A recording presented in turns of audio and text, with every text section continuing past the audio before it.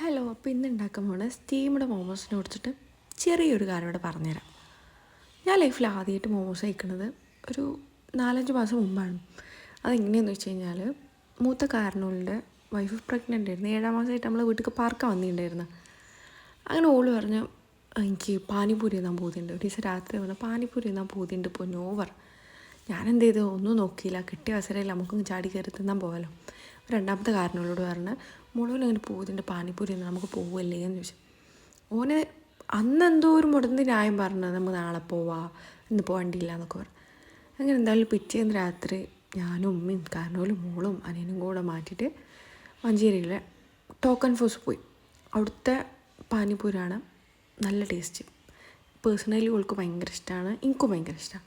അങ്ങനെ എന്തായാലും പോയ സമയത്താണ് ഈ മോമോസിൻ്റെ പ്ലാറ്റർ മെനുവിൽ കണ്ടത്.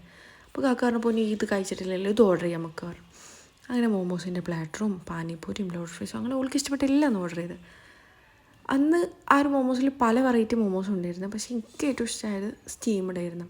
അപ്പം അന്ന് മുതൽ വിചാരിക്കണാണിത് വീട്ടിലുണ്ടാക്കി നോക്കണമെന്ന്. അങ്ങനെയാണ് ഇപ്പോൾ ഈ നോമ്പിൻ്റെ സമയത്ത് എന്നും പലഹാരം എന്തെങ്കിലും വൈകുന്നേരം ഉണ്ടാക്കണമല്ലോ. ഒരു ദിവസം ഞാൻ കിച്ചണിൽ കയറി ഒരു 3 മണി നേരത്ത് കയറി ഉണ്ടാക്കാൻ തുടങ്ങിയത്. എന്തൊക്കെയോ പറഞ്ഞപ്പോൾ നമുക്ക് ഇതിൻ്റെ റെസിപ്പി നോക്കാം. ആദ്യം കുറച്ച് മൈദപ്പൊടി എടുത്ത് നമുക്ക് ചപ്പാത്തിൻ്റെ മാവുണ്ടല്ലോ, ആ ഒരു ഡോ പോലെ കിട്ടണം. അത് നമ്മൾ മൈദയും കുറച്ച് കോൺഫ്ലവറും ഉപ്പും പഞ്ചസാരയും കുറച്ച് സൺഫ്ലവർ ഓയിലും ബാലൻസ് ചെയ്തിട്ട് ഡോ കുഴച്ചെടുക്കണം. എന്നിട്ട് കുറച്ച് നേരം റെസ്റ്റ് ചെയ്യാൻ വെക്കുക. ആ സമയത്ത് നമുക്ക് അതിൻ്റെ ഫില്ലിങ് ഉണ്ടാക്കാം.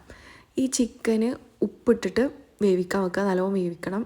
എന്നിട്ട് പിന്നെ അതെടുത്തിട്ട് മിക്സിയിട്ട് അടിച്ചെടുക്കുക. അതേപോലെ അതിക്ക് കുറച്ച് കാബേജും ഉള്ളിയും ക്യാരറ്റും കുറച്ച് മല്ലിച്ചപ്പും അരിഞ്ഞിട്ട് ഫില്ലിങ് റെഡിയാക്കി എടുക്കുക. ഇതിൻ്റെ ഷീറ്റ് എങ്ങനെ ഉണ്ടാക്കുക വെച്ചാൽ, നമ്മൾ നേരത്തെ ഉണ്ടാക്കിയ ഡോ മാറ്റി വെച്ചിട്ട് ആദ്യം പത്തിരി പ്രസ്സിലിട്ട് അമർത്തിയിട്ട് ചപ്പാത്തിൻ്റെ പലകമിട്ടിട്ട് പരത്തുക. എന്നിട്ട് ഒരു മൂടി വെച്ചിട്ട് അത് റൗണ്ട് ഷേപ്പിൽ കട്ട് ചെയ്തെടുക്കുക. എന്നിട്ട് അതിലേക്ക് ഫില്ലിങ് ആഡ് ചെയ്യുക. ആവിയിൽ ഒരു 15-20 മിനിറ്റ് വേവിക്കാൻ വെക്കുക.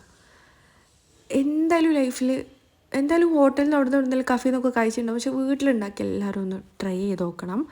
പിന്നെ ഇതിലേക്ക് ഉണ്ടാക്കിയ സോസിൻ്റെ റെസിപ്പി വേണമെന്നുണ്ടെങ്കിൽ കമൻറ്റ് ചെയ്യാം. Okay, bye, thank U.